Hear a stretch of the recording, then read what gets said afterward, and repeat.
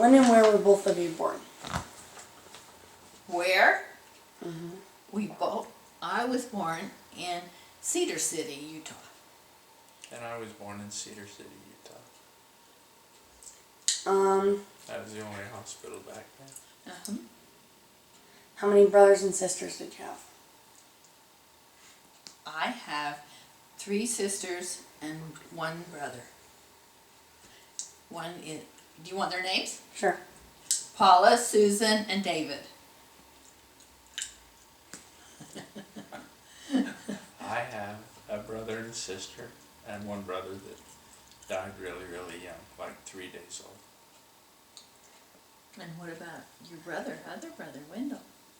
Oh yeah. Your half brother. I have another brother that, yeah, so I had 2 brothers and a sister. What were their personalities like? Well, my sister Susan is scared of everything. And my sister Paula, she'll just take on the world. And my brother David is just what would you say, bro? He's just a quiet, good guy. He's just quiet.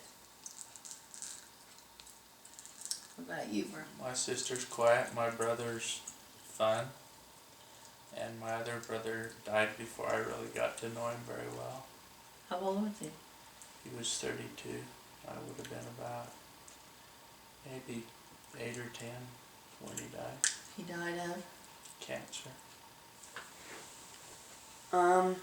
How did you meet each other and how did you propose?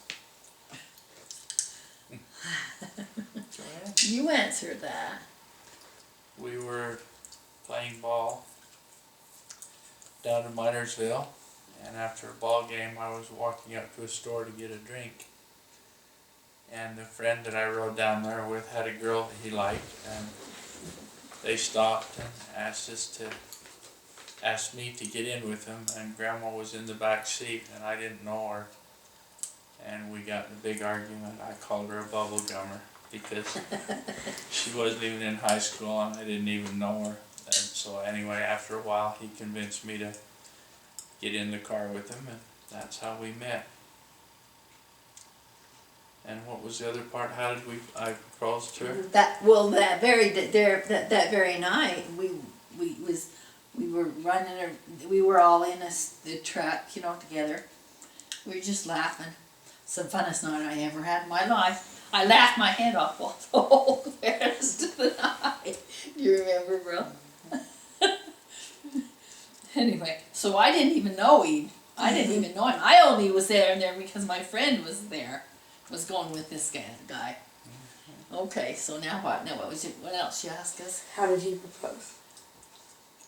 I don't know. I was getting ready to go on a mission and everything, and we just decided to get married instead. So we got married. And I kissed her on the very first date. And that was not like it is nowadays. That's a bad deal, but we did. Where did you get married? We got married.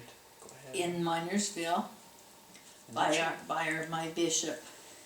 We got married in 1968.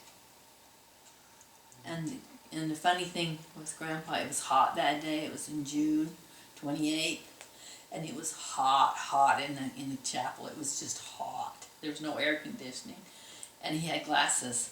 He used to have these big black glasses, and they would stay up on him. he would go like this. They'd slide down. And the whole time while they were doing the ceremony, he just kept losing his glasses. I'll never forget that. And then a year later to the date, we went to the St. George Temple on the 28th in 1969. When you guys were younger, how were holidays and birthdays celebrated? Just like you guys did. Absolutely. Tell the things that tell what your dad does, what you used to do every Sunday night. Well, on Sunday nights, my parents both worked. And Sunday nights was about the only time we'd have together. So after church, back then you went to church 3 times a day. You'd go to priesthood in the morning and Sunday school around noon or something, and then at 7 o'clock at night was sacrament meeting. After that, we'd come home and Mom would make a great big thing of popcorn A and great big bag. But a big tub of popcorn, and we'd sit down and watch it used to be called the Kennicott Theater. It was the only movie we'd watch it on a black and white TV. Who were your role models when you were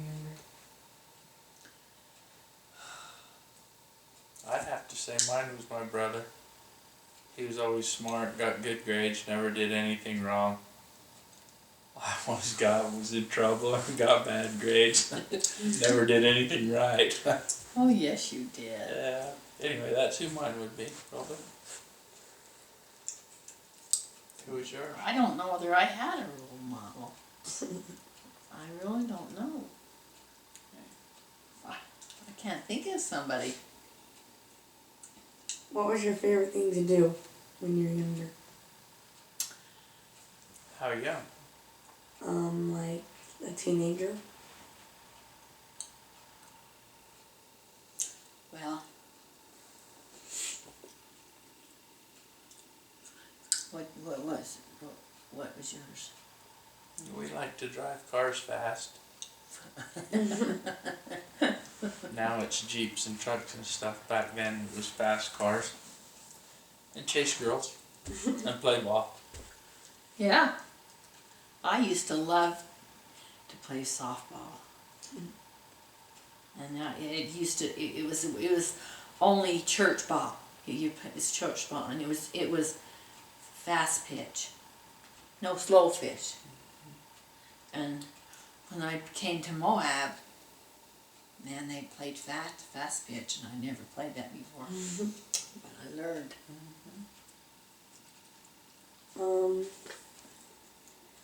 What was popular back then? Like clothes, hair? Oh, it was the Beatles. Can you believe it? It was, wasn't it? You couldn't have long hair when we went to school. If your hair touched your collar, they took you out of school. And I always had to wear a dress. Girls had to wear dresses, no shorts, no things like that. It's always a No dress. pants. No pants for girls. No. What was your earliest childhood memory? Okay, let's see. I remember when we used to live in a basement in a house that has it just barely up above the On the ground. ground, and we lived there till I was 5, and then we built on top. And oh wow, it was so cool when I was 5 when we got our whole new house upstairs. So that was the best part. My biggest thing that I remember was And when we got our TV. I think my really young was playing Cowboys and Indians, and I had a little play sawed-off shotgun. And I was running around the outside the house one way, and one of my friends was running around the other way, and we met on a corner, and it knocked all my teeth out. I can remember that. I must have been about maybe 4 or 5 when that happened. I remember too, when I was little, my mom was pregnant with my sister Paula, and she used to have a backache. So every day in the afternoon, she would say, "Will you rub my back?" So she'd get alcohol and put it on her back, and then she'd say, "You're going to be my little nurse." So I always wanted to be a nurse. And it helped her, so because she had backaches because when she was pregnant with her. What's your favorite story about my mom and her siblings? Your mom? What do we want to tell about her? She was a good little girl, wasn't she? Something funny. She was, well, you know what, when she was born, I said, this is, I said, get over here, little girl, you're the ugliest thing I ever saw. And it was the truth, because she had all that stuff that I can't remember the name of it. That white mucusy stuff That was all over her. You couldn't even see her. You couldn't even see her. I'm not kidding. I said, she's the ugliest thing I ever seen. But we loved her so much. Her brothers were really mean to her. She was too young for Trina and Tricia, and she was kind of thrown in the middle. And so we started teasing her about being the favorite. And that's kind of how come your aunts tease her about who's the favorite and stuff like They that. say she's the favorite. Yeah. But now, I think she's the prettiest, don't you think? She's beautiful. I think they're all beautiful, but I have pretty kids, I think, don't you? yeah, they're cute. I think Trish is beautiful. She'd just cry. Travis would be so mean to her when she'd attend them. She'd just bawl. We'd come home and, oh, he was meaner than crap. Him and Trent would fight, but she was thrown right in the middle. So. What was your favorite calling in the church? Primary president. Yeah, I had 125 kids in my primary. And you know, down to the church where all of those is the one, there's the primary, and then you could go back and there's another room. We had to open it clear up to there. All the way. 125 kids in primary. I was primary president twice. The first time you were how old? I was 20? 21. I had 3 little kids. Yeah, and when I went, the bishop called me and I went in and he asked me if I about fell off my chair. I said, I'm the youngest one in the world. I can't do that, but I did it. What was yours, Grandpa? I don't know. I've done about everything. I think probably the most satisfying one was when I was bishop, probably. Yeah. How old are you, Verl? Oh, I don't know. It's been a long time ago. Probably. Maybe, let's say, 40 to 45, probably, something like that. How has religion affected your life? It's made us be happy. Sure. It's the best. Best thing that could happen to us. Because then we know what we have to live to, we'll be able to remember what we're learning to learn. Our testimony and our closeness with our Father in heaven has blessed every part of our life. Yep. Every part and every decision. We're a miracle in so many different ways. And the Holy Ghost has helped us a lot. We're grateful. In our decisions and stuff. Yeah, we could have never, for example, we're here, we live here in Moab, and we got 3 of our kids around us, and every Got kids aspect like you. of our lives is part of because of the church. It really is. We feel sorry for people who don't have that.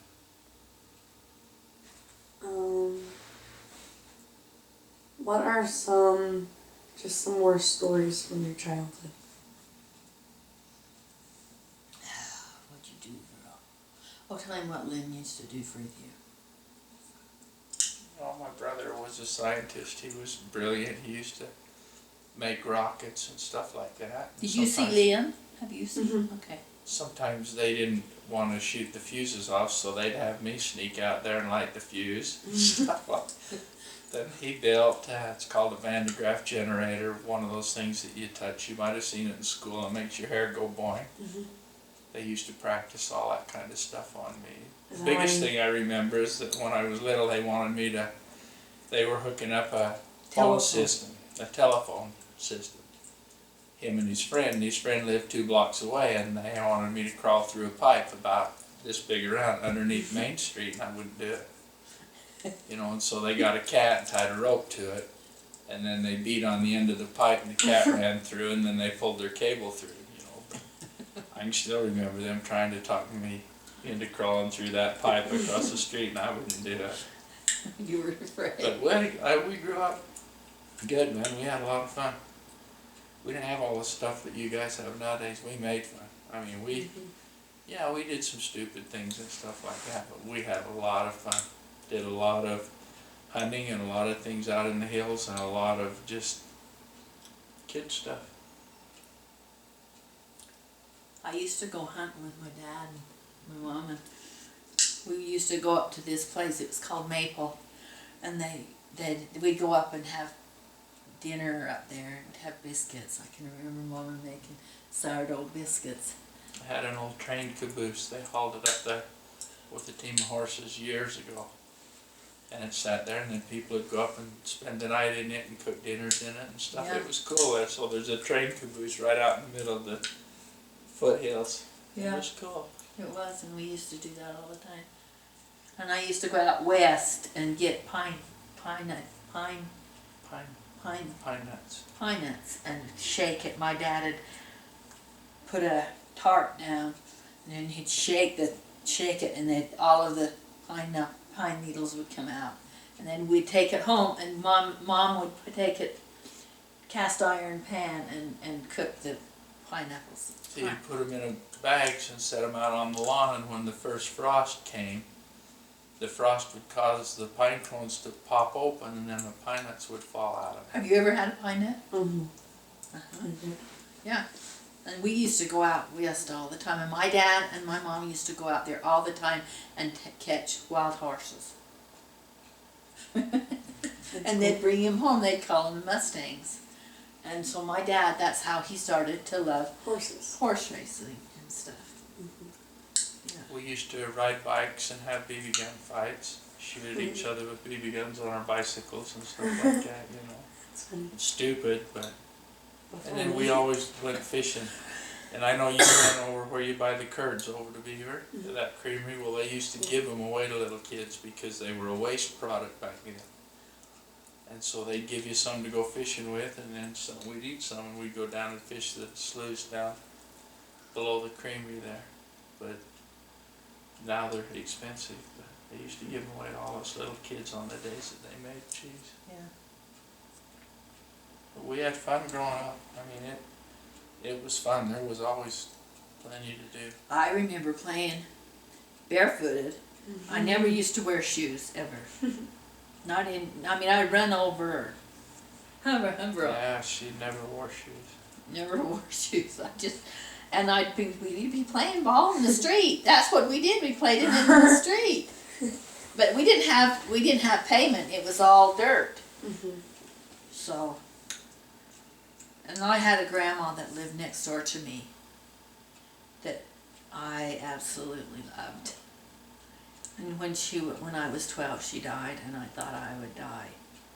She lived right next door, I was in the middle of the street, and then it was her, and she was always there for us. She lived right next door to us. Her name was Augusta Marshall. Emma Augusta. How are things different now than they were back then? Oh, Gad. Everything's different. One of the most drastic things I see is if you go in a restaurant and you see a husband and a wife or a boy and a girl, they're sitting in a restaurant and they're both texting or playing with their phones.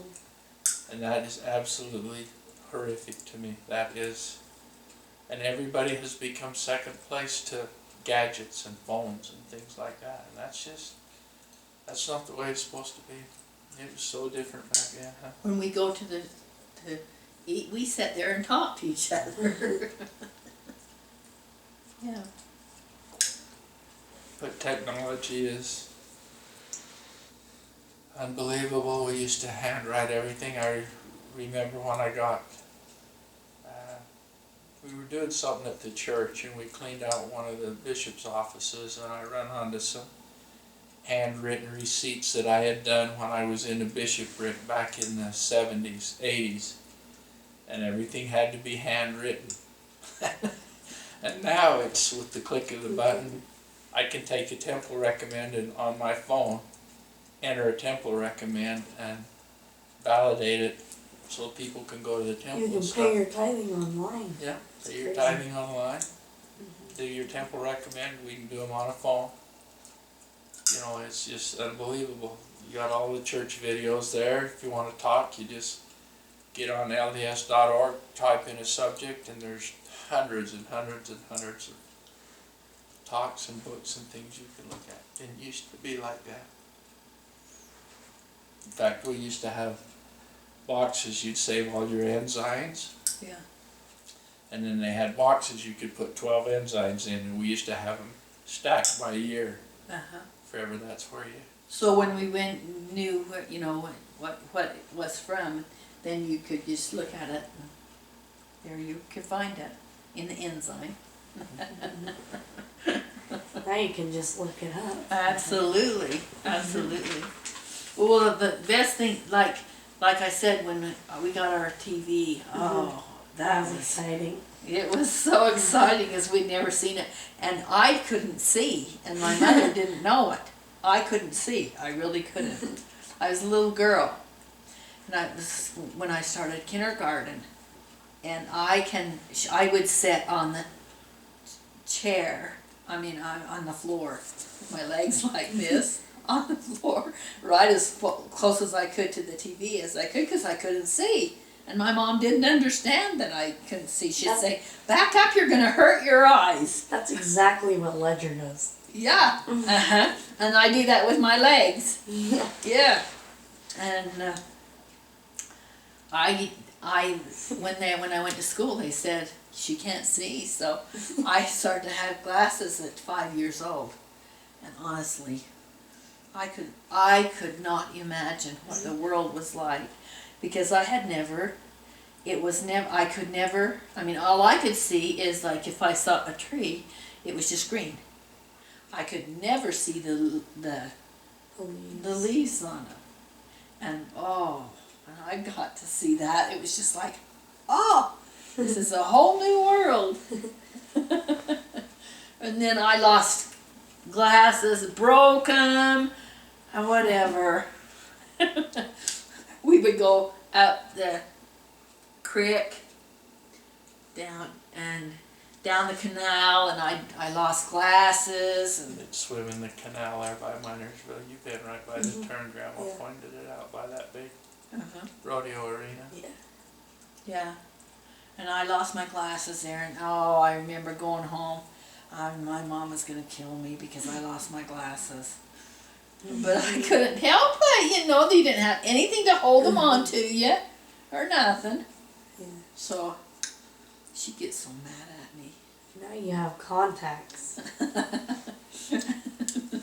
I don't now. I have thick glasses now. You know how parents are. What are some stories how they have embarrassed you? Some stories that, what now? It embarrassed us. I don't know. Can you think of any?